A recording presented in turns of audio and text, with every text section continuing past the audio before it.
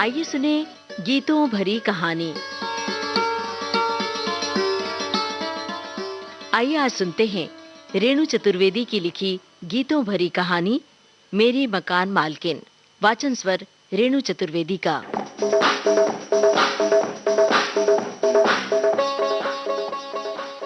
तमाम यादें जिनसे जुड़ी हैं वो हैं मेरी मकान मालकिन।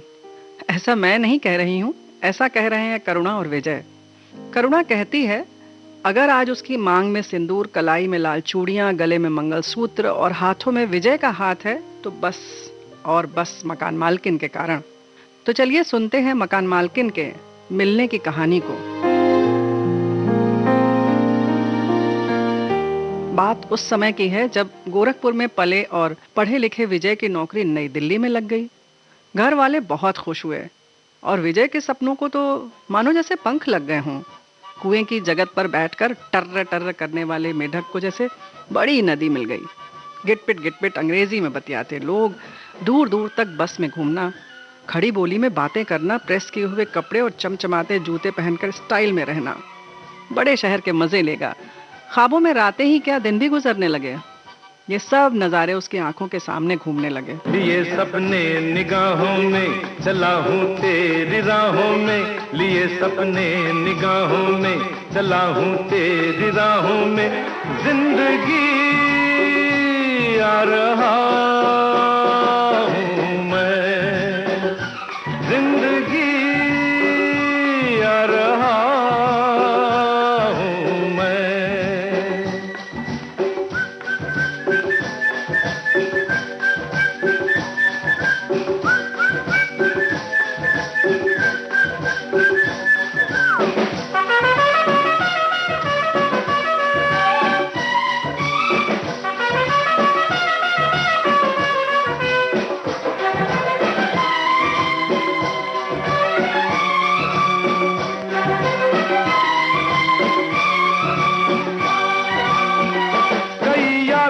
के चेहरे हैं, कई किस्से पुराने हैं, तेरी सौ दास्ताने हैं, तेरे कितने फसाने हैं।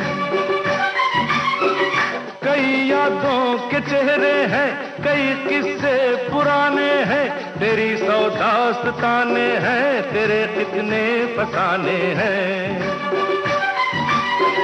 मगर एक वो कहानी है जो अब मुझको सुनानी है, मगर एक वो कहानी है जो अब मुझको सुनानी है, जिंदगी आ रहा हूँ मैं, जिंदगी आ रहा हूँ मैं।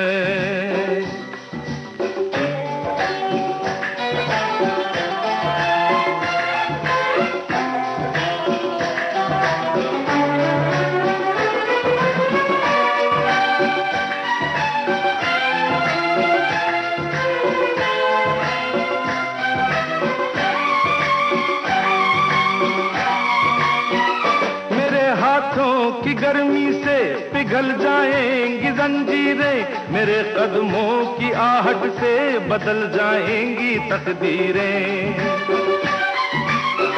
मेरे हाथों की गर्मी से पिघल जाएंगी जंजीरें, मेरे कदमों की आहट से बदल जाएंगी तकदीरें।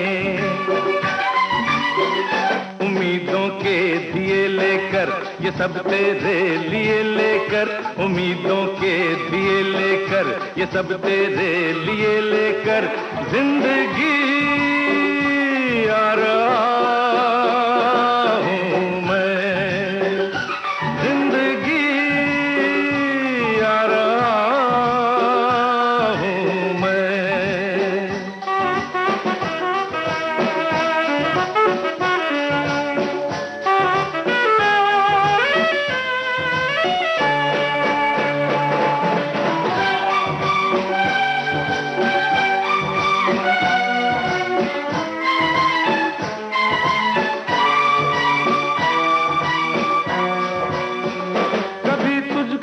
गिला मुझसे कभी मुझको शिकायत है, मगर फिर भी तुझे मेरी मुझे तेरी जरूरत है।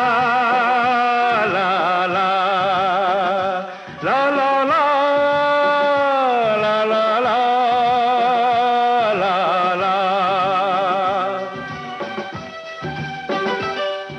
वो दिन भी आ गया जब उसका हकीकत से सामना हुआ।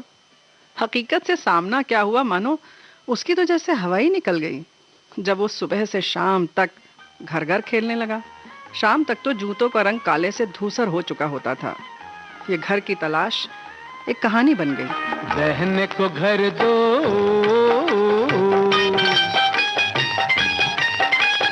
रहने को घर दो, छत पे हो फर्श या फर्श पे छत हो, खिड़की उड़ती बिजली उजली घंटी उनती, कुछ नहीं चाहिए प्यारे, बस एक छोटा सा दरवाजा हो, रहने को घर दो।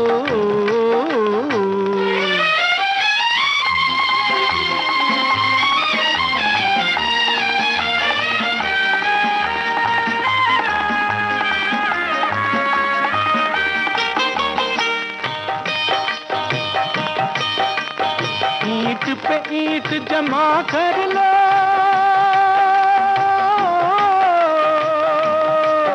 घर ऊपर ऊपर जाता है, घर ऊपर ऊपर जाता है, आड़े से ऊंची बिल्डिंग में,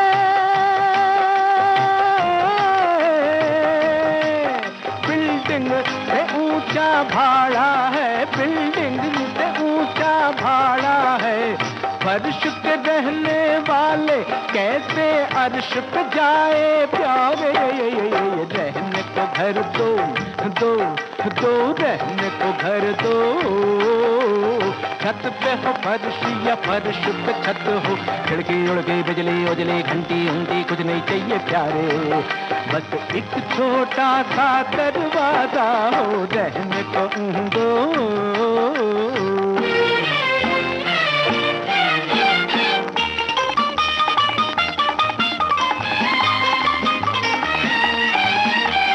शहर में तेरे शरण बिना शरणार्थी हो गए प्यारे,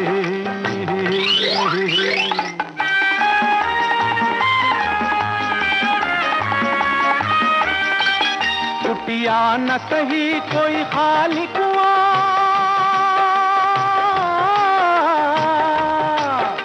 ऊपर न सही तहखानों में, ऊपर ना सही तहखानों में,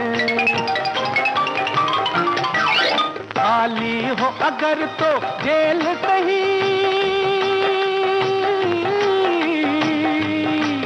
शामिल कर लो दीवानों में, कर लो शामिल कर लो दीवानों में, आस पड़ोस उधार मिले तो कुछ नहीं चाहिए प्यारे, रहने को घर दो दो दो, रहने को घर दो, छत पे हो फर्श या फर्श पे छत हो, खिड़की उड़ती बिजली उजली घंटी उनकी, कुछ नहीं चाहिए प्यारे, बस एक छोटा सा दरवाजा हो, रहने को घर दो, रहने को घर दो। तरह तरह के सवाल। आप सिंगल हैं या शादीशुदा? घर में कौन कौन है? आपकी आदतें क्या क्या हैं? और फिर इसके बाद एक बड़ा सा प्रश्न चिन्ह उनके माथे पर चिपक जाता था।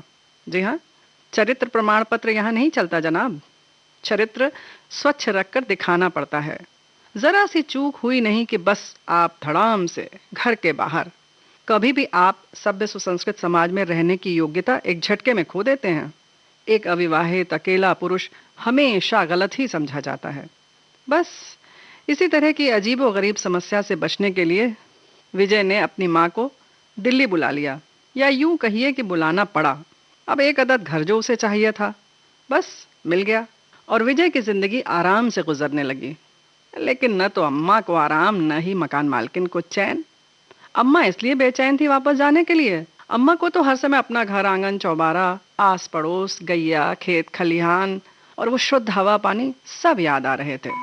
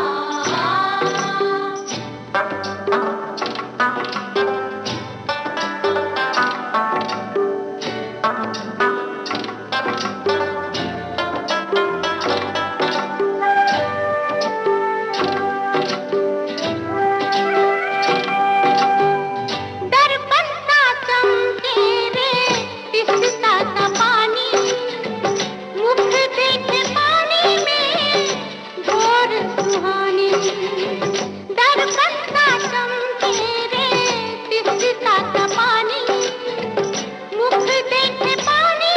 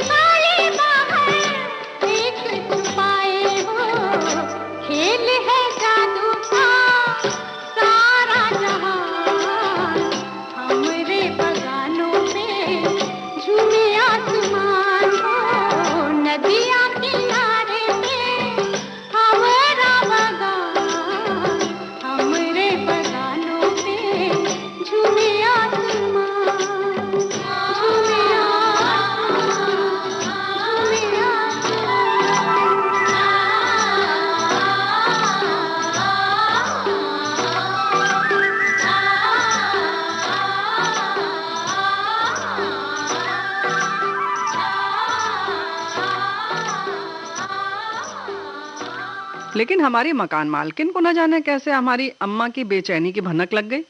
जब भी मिलती तो यही कहती, शादी कब कर रहे हो, अगर नहीं करोगे तो एग्रीमेंट रद्द कर दूंगी। अब मरता क्या न करता।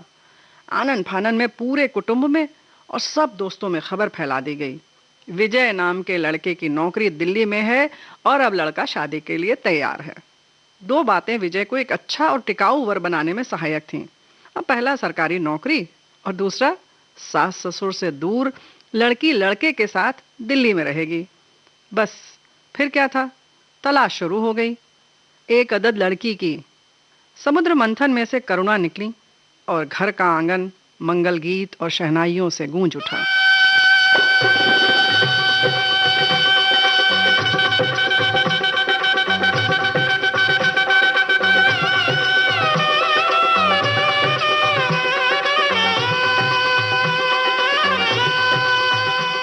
शादी की हर रस्म बहुत रोमांचक थी, खास तौर से मुंह दिखाई की रस्म।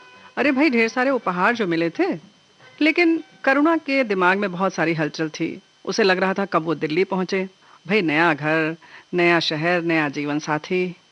उफ, करुणा तो जैसे बौखला सी गई। दिल्ली के अपने किराए के घर का ताला जैसे ही खोला, मकान मालकिन ने लगभग चीखते हुए कहा, विजय जल्दी जल्दी पानी भर लो, पानी जाने वाला है, जल्दी करो जल्दी करो। अरे ये नया घर, नया शहर, नया जीवन साथी, ये सारी बौखलाहट बौनी हो गई। करुणा विजय का चेहरा पढ़ने की कोशिश करती तो कभी मकान मालकिन का, लेकिन क्या खाक पड़ पाती। दोनों पन्ने तो उड़ चुके थे। विजय ने बाल्टी, मग आदि सब एक जगह रखा और इशारा किया कि रसोई में जितने भी बर्तन हैं सब में पानी भर लो जल्दी से। करुणा भी कहाँ चूकने वाली थी। आज पहली बार अपना हुनर दिखाने का मौका जो मिल रहा था, तो बस करुणा ने कमर कस ली और पूरी तरह से डट गई मैदान में। अब आप सोच रहे होंगे कि साड़ी में किस तरह से करुणा ने कमर कसी होगी और किस तरह से मैदान में डटी होगी। तो भाई आपको बता दें कि करुणा ने पहले ही करार कर लिया था कि ससुराल धर्म गोरखपुर तक ही निभाया जाएगा और वो दिल्ली स्टेशन पर ही साड़ी को अलविदा कह देगी। लेकिन उसे क्या पता था कि ये सलवार सूट ही पहनना भारी हो जाएगा और पानी भरने वाले इस युद्ध का कारण बन जाएगा। लेकिन यही सहायक भी तो बना।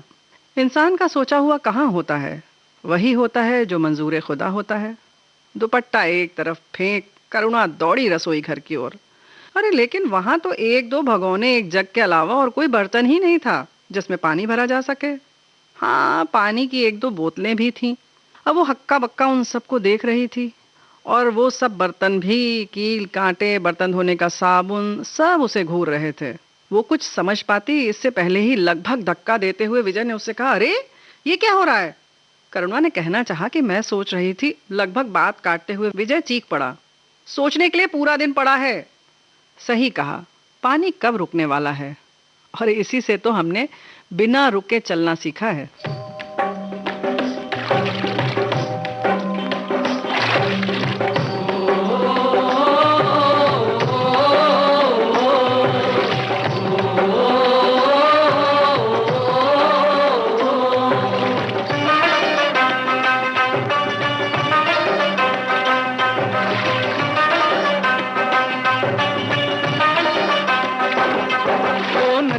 चले चले रे धारा,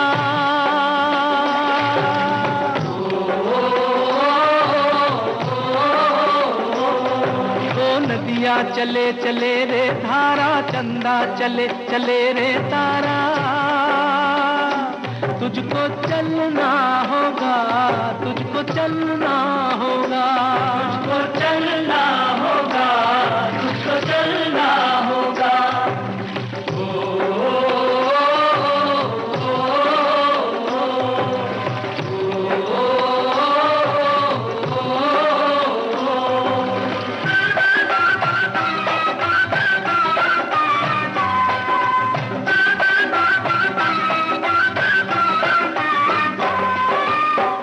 जीवन कहीं भी ठहरता नहीं है, जीवन कहीं भी ठहरता नहीं है। आंधी से तूफान से डरता नहीं है। तू न चलेगा तो चलते भी राहें,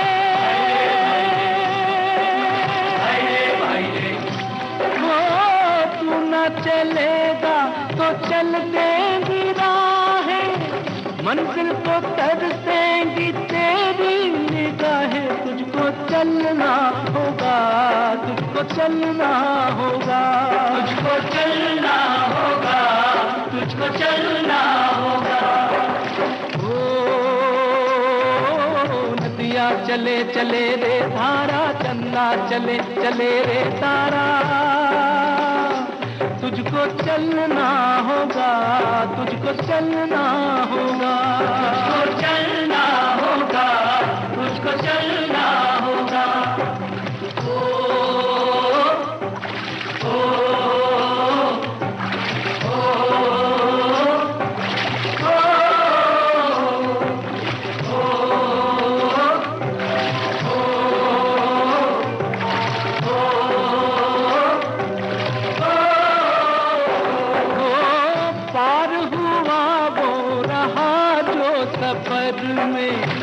पार हुआ वो रहा जो सफर में, जो भी रुका फिर गया वो भंवर में। नाव तो क्या बह जाए किनारा, ओ नाव तो क्या बह जाए किनारा। बड़ी ही तेज समय की है धारा। तुझको चलना होगा, तुझको चलना होगा, तुझको चलना होगा, तुझको चलना होगा। ओ नदिया चले चले रे धारा, चंदा चले चले रे तारा। तुझको चलना होगा, तुझको चलना होगा, तुझको चलना होगा, तुझको चलना होगा।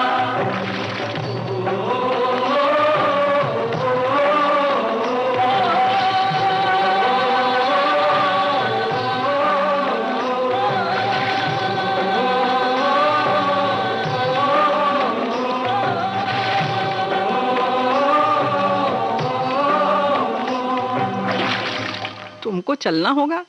अरे यहाँ तो दौड़ना भी नहीं, भागना था, बहना था, बहुत तेजी से पहाड़ी नदी की तरह। विजय ने जल्दी जल्दी सारे बर्तन सीधे किए ताकि उनमें पानी भरा जा सके। करुणा ने बोतलें भरी, भगोने में पानी भरा और फिर आश्चर्य से विजय को टकटकी लगाकर देख रही थी कि विजय एक बार फिर चीखा, अरे टुकुर टुकुर क्या देख रही हो? बर्तन में पानी भरते नहीं देखा क्या? अरे सोचने के लिए पूरा दिन पड़ा है। करुणा क्या बताती कि बर्तन में पानी भरते देखा है, खुद भी भरा है, लेकिन गिलास, कड़छी, थाली, कटोरी, चम्मच में तो नहीं। लेकिन विजय के साथ इन सब में पानी भरकर देखती रही और सोचती रही कि कैसे पानी ने चलने की नसीहत तो दी ही है, साथ में ये भी बताया है कि जिसमें रहो उसी का आकार बन जाओ, जिससे मिलो उसी के रंग में रंग जाओ। वाह रे पानी! विजय ने एक लंबी गहरी सांस ली और बोला, हश, हो गया। अब इस बार करुणा मटकते हुए बोली, नहीं नहीं, अभी कहाँ? विजय ने पूछा, क्या मतलब है? अरे अभी हमारा हाथ खाली है, आप कहिए तो दोनों हाथ मिलाकर अंजुली बना लेते हैं, उसमें भी पानी भर लेते हैं और फिर बैठेंगे पूरे दिन ऐसे ही। और हाँ, बार बार आप क्या बोल रहे थे? इस काम के लिए पूरा दिन पड़ा है, उस काम के लिए पूरा दिन पड़ा है। इस बात पर विजय जोर से हंस दिया और करुणा अपनी ही धुन में बोले जा रही थी, यहाँ तो पानी ही पानी पड़ा है, हर तरह के टेढ़े मेढ़े बर्तनों में उसी के रूप रंग में खुद को ढालकर, मानो बर्तनों से कह रहा हो, क्या से क्या हो गया बेवफा,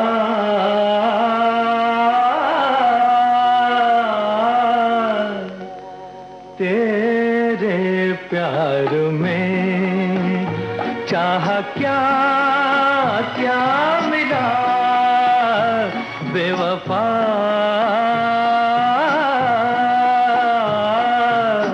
तेरे प्यार में।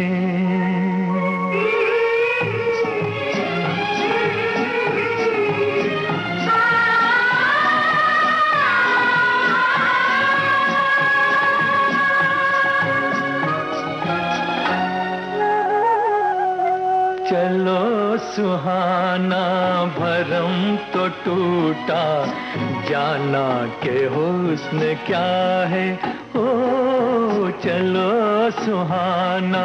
भरम तो टूटा, जाना के हुस्न क्या है।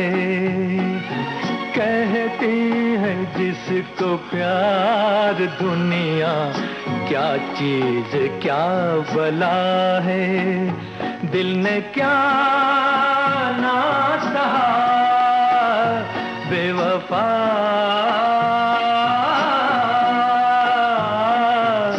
तेरे प्यार में। चाहा क्या क्या मिला, बेवफा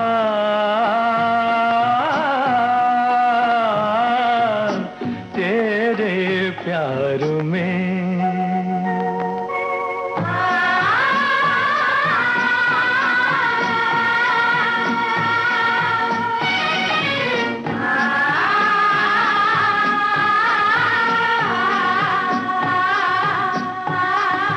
तेरे मेरे दिल के बीच अब तो सदियों के फासले हैं। हाँ, तेरे मेरे दिल के बीच अब तो सदियों के फासले हैं। यकीन होगा किसे कि हम तुम एक राह संग चले हैं। होना है और क्या, बेवफा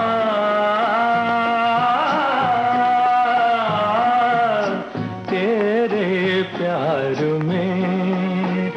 क्या से क्या हो गया, बेवफा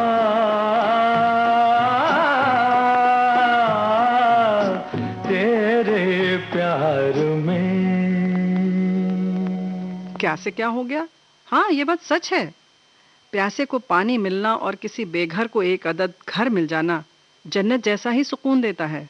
वैसे हम तो यहाँ मकान मालकिन की बात कर रहे थे। हमारे हर काम की प्रेरणा स्रोत वही रही हैं। क्या क्या अरमान सजाए थे करुणा ने। दिल्ली में अपने घर में एकदम फिल्मी स्टाइल में घर के अंदर प्रवेश करूंगी, दरवाजे पर परछन करने वाला तो यहाँ कोई होगा नहीं, लेकिन मेरे जीवन साथी का साथ होगा, अकेलेपन की आज़ादी होगी। हम बाहों में बाहें डाले एक दूसरे की आंखों में खोकर घर में प्रवेश करेंगे। मैं हाथ पैर धोने के बाद घर का मुआयना करूंगी, क्या क्या सुविधाएं हैं और क्या क्या जुटाना है, घर को कैसे सजाना है। और जिसका चाय कॉफ़ी पीने का पहले मन करेगा वो फरमाइश करेगा और दूसरा बहुत खुशी के साथ उसकी फरमाइश पूरी करेगा। एक आदर्श पत्नी की तरह मैं इनको थैले के साथ सामान की लिस्ट पकड़ाऊंगी और फिर घर के कामों में जुट जाऊंगी, घर की रानी बन जाऊंगी।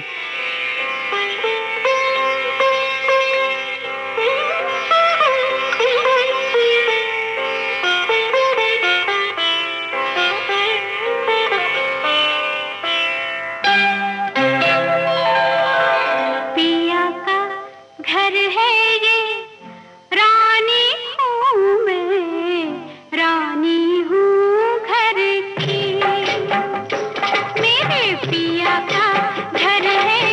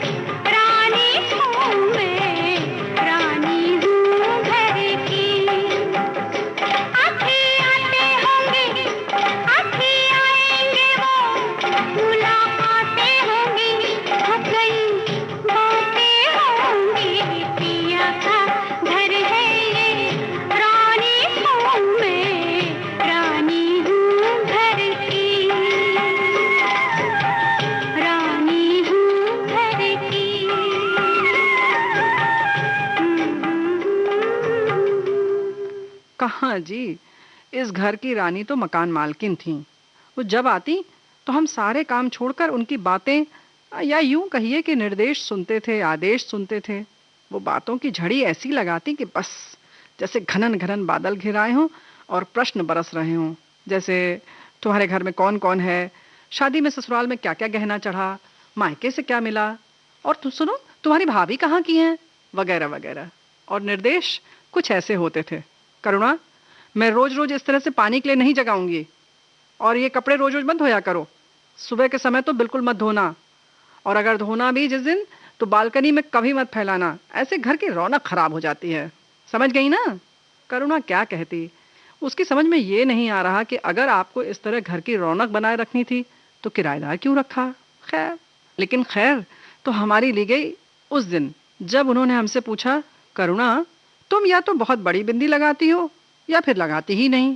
करुणा ने कहा, वो जब साड़ी पहनती हूँ तब विजय कहते हैं कि बड़ी बिंदी तुम पर बहुत सुंदर लगती है, और जब जीन्स पहनती हूँ तब आप ही बताइए उस पर बिंदी कैसी लगेगी आंटी जी। आंटी, ये किसको बोला तुमने? तुम्हारी हिम्मत कैसे हुई? अरे मुझे तो ये नहीं समझ में आता कि तुम सब आजकल की लड़कियां शादी हो जाने के बाद भी छुटली बनी रहना चाहती हो। अरे हम दोनों ही शादीशुदा हैं, अरे क्या फर्क है बताओ जरा भला। हाँ बताओ बताओ। अरे समूरिया ही तो हैं, अरे थोड़े आगे के पीछे, मेरी उम्र थोड़ी कम ज्यादा होगी, और क्या। उम्र भी गजब चीज है, यही वो चीज है जिसमें हम सब थम जाना चाहते हैं, तो कभी हम आगे बढ़ना चाहते हैं और उस दहलीज को छूना चाहते हैं जिसके ख्वाब हम देखते रहते हैं। आज मैं जवान हो गई हूँ, गुल से गुलिस्तान हो गई हूँ, ये दिन ये साल ये महीना वो मिट्टू मियाँ भूलेगा मुझको कभी ना। ये दिन ये साल ये महीना वो मिट्टू मियाँ भूलेगा मुझको कभी ना। आज मैं जवान हो गई हूँ, गुल से गुलिस्तान हो गई हूँ, ये दिन ये साल ये महीना वो मिट्टू मियाँ भूलेगा मुझको कभी ना। ये दिन ये साल ये महीना वो मिट्टू मियाँ भूलेगा मुझको कभी ना।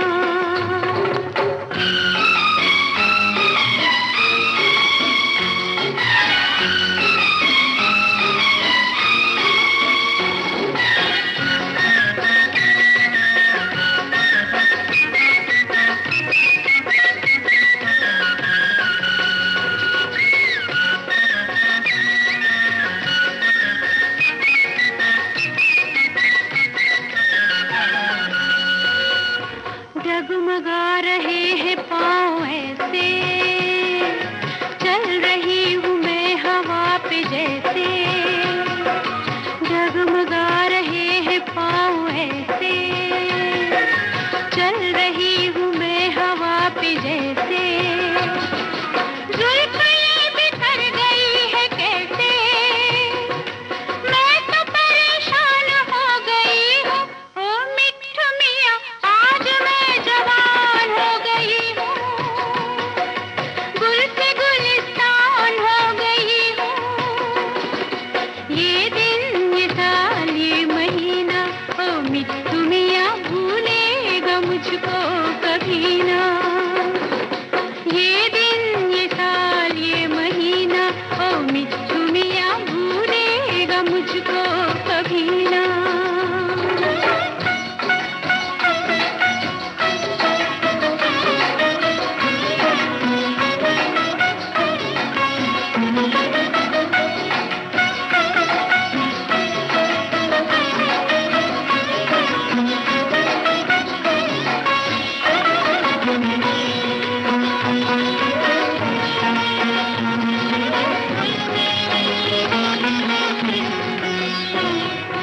दिल ने जो निगाहों से सुनी है, दिल से जो निगाहों ने कही है, दिल ने जो निगाहों से सुनी है, दिल से जो निगाहों ने कही है,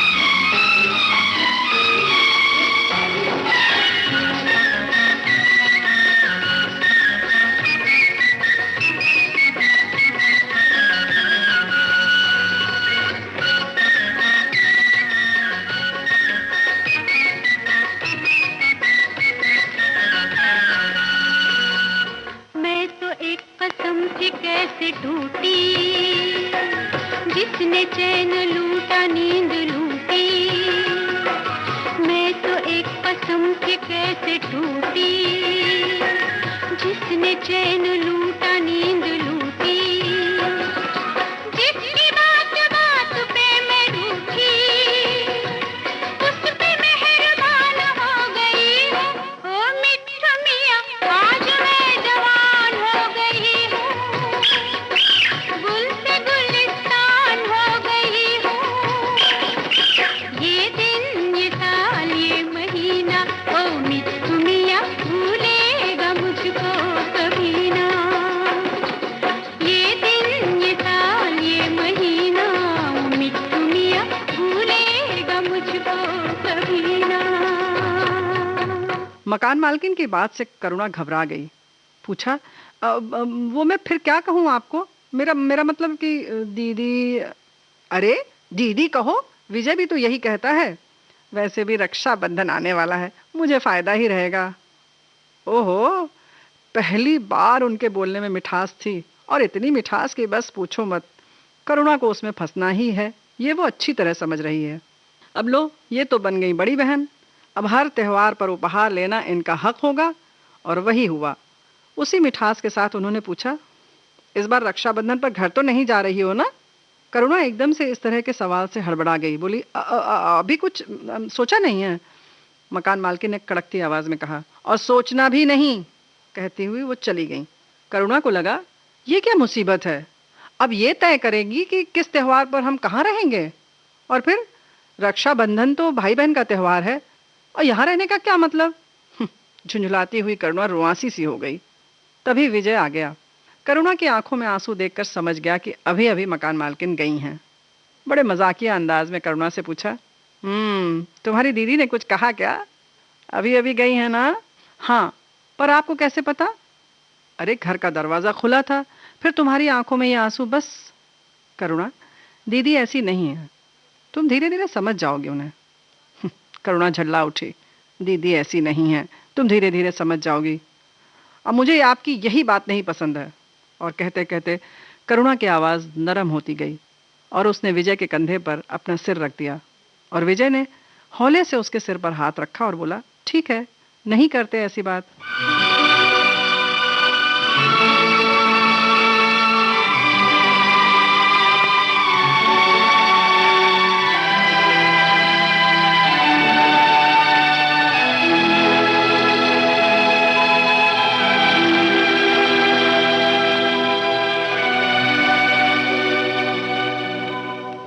जो तुमको हो पसंद वही बात कहेंगे।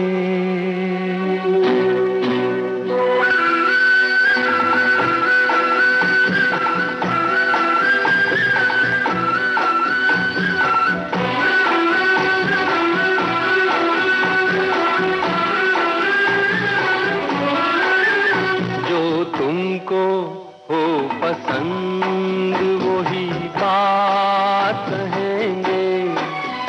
जो तुमको हो पसंद वही बात कहेंगे। तुम दिन को अगर रात कहो रात कहेंगे। जो तुमको हो पसंद वही बात कहेंगे।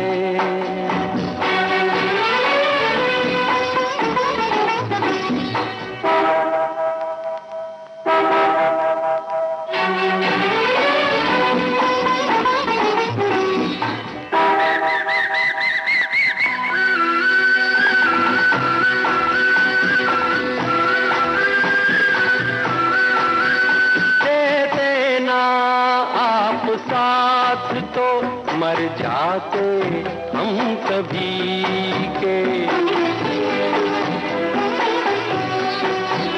देते ना आप साथ तो मर जाते हम कभी के। पूरे हुए हैं आपसे अरमान जिंदगी के। हम जिंदगी को आपकी हम हम जिंदगी को आपकी सौगात कहेंगे। तुम दिन को अगर रात हो रात कहेंगे, तो तुमको हो पसंद वही बात कहेंगे।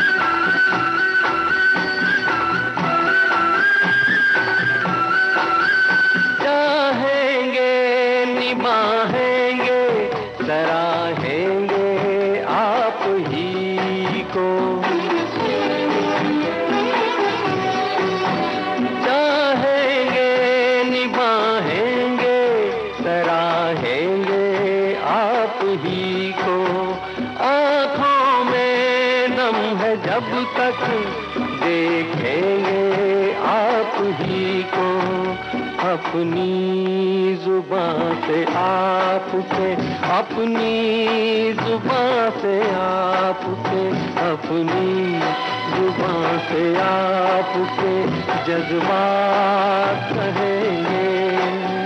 तुम दिन को अगर रात हो रात कहेंगे, जो तुमको हो पसंद वही बात कहेंगे। जो तुमको हो पसंद वही बात कहेंगे।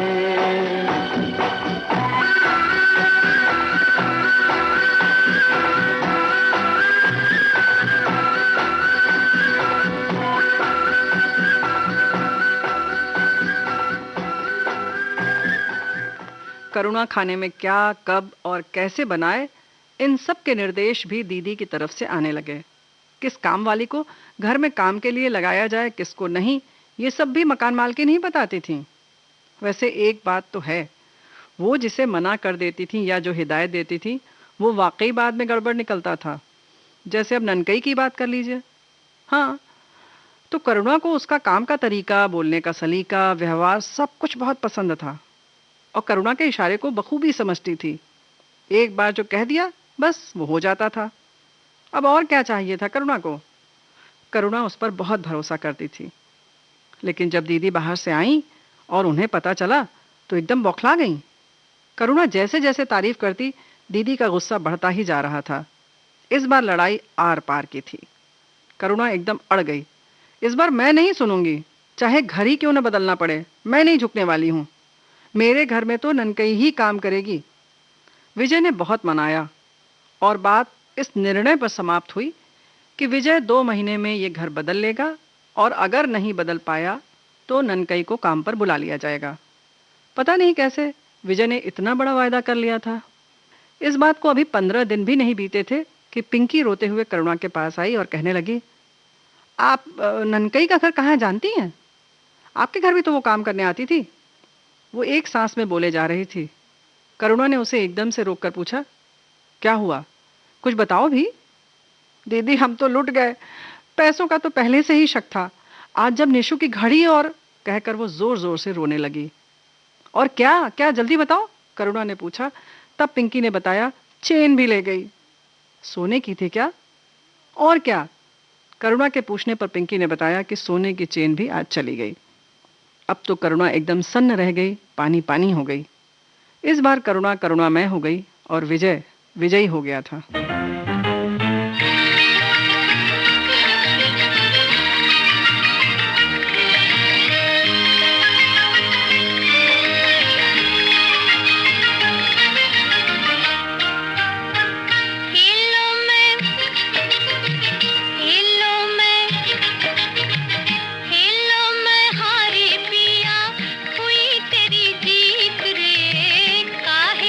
झगड़ा बालम नई नई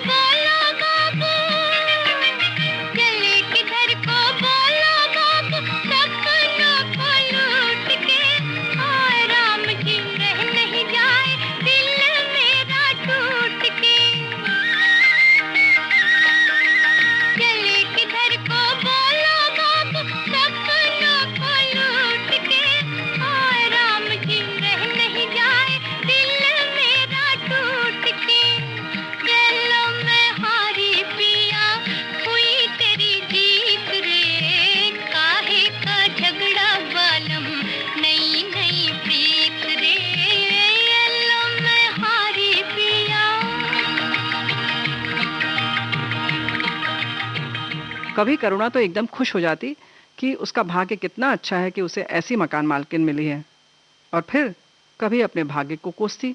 इस बार तो हद ही हो गई। महीने की 26 तारीख और दीदी आई, कहने लगी, अरे करुणा, जरा 20,000 रुपए तो देना, मुझे काम है।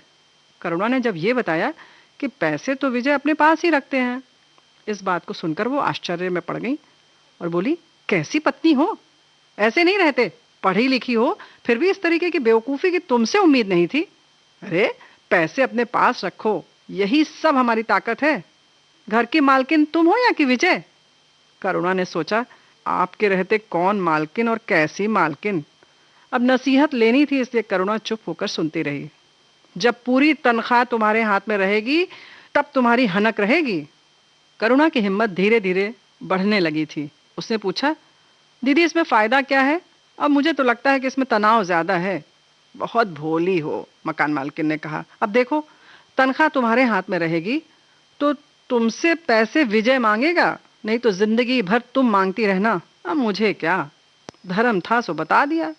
एक बात और, धीरे धीरे तुम गृहस्थी में से पैसे बचाकर एक बड़ी रकम बना सकती हो। अब देखो, जैसे अभी तुम मुझे दे सकती थी। हाँ, मैं तो तुम्हें नहीं देती, लेकिन किसी और को देती तो वो तुम्हें ब्याज के पैसे भी देता और तुम्हारी कमाई भी हो जाती। अब हमने बता दिया, आगे तुम्हारी मर्जी। खैर, फिर भी गृहस्थी से बचाकर कुछ पैसे जोड़े होंगे, उसमें से दे दो। अब करुणा के आश्चर्य का ठिकाना नहीं था। ये गृहस्थी के खर्चे में से कैसे पैसे बचाए जाते हैं? मतलब ये सब गुर धीरे धीरे मकान मालकिन ने सिखा दिए। करुणा को शुरू में दीदी की हर बात खराब लगती थी और ये वाक्य तो आग में घी का काम करता था जब वो ये कहती कि क्या पढ़ाई की है, एमए पास हो और इतना भी समझ में नहीं आता। उसे क्या पता था कि ये आग और घी का क्या रिश्ता है। ये आग वो थी जो कच्ची मिट्टी के पात्र को पकाती है, उसे मजबूत बनाती है ताकि किसी भी परिस्थिति में पात्र टूटे नहीं, चाहे उसे धक्का लगे, चाहे उसे आग पर तपाया जाए। करुणा धीरे धीरे दीदी की ठुकाई पिटाई की आदी हो गई। दोनों पक्की सहेलियां बन गईं। करुणा की जिंदगी यूं ही आगे बढ़ती रही और किस किस बात की सीख दीदी ने करुणा को दी, ये बात करुणा फिर कभी आपको बताएगी, क्योंकि कई मौक़ों पर मकान मालकिन की नसीहत ने करुणा की राह आसान चुकी थी। अब दोनों एक दूसरे से आंखों ही आंखों में बातें करती हैं और एक दूसरे की बातें समझ भी जाती हैं।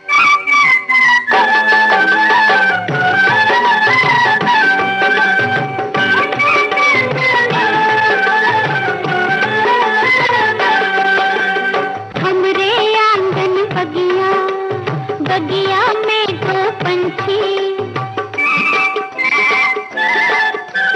हमरे आंगन बगिया, बगिया में दो पंछी। ओए पंछी उड़ न जाए देखना, पंछी उड़ न जाए। हमरे आंगन बगिया, बगिया में दो पंछी। ओए पंछी उड़ न जाए देखना, पंछी उड़ न जाए।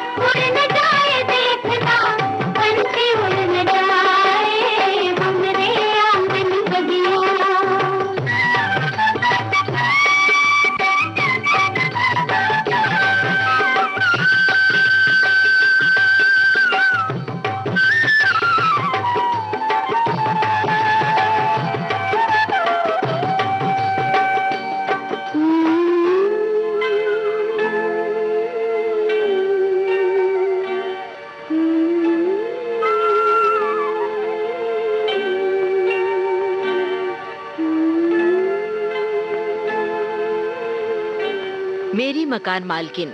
अभी आप सुन रहे थे रेणु चतुर्वेदी की लिखी ये गीतों भरी कहानी। वाचन स्वर भी रेणु चतुर्वेदी का था। संपादन आकांक्षा सिंह का और इस कार्यक्रम के प्रस्तुतकर्ता रमेश गोखले।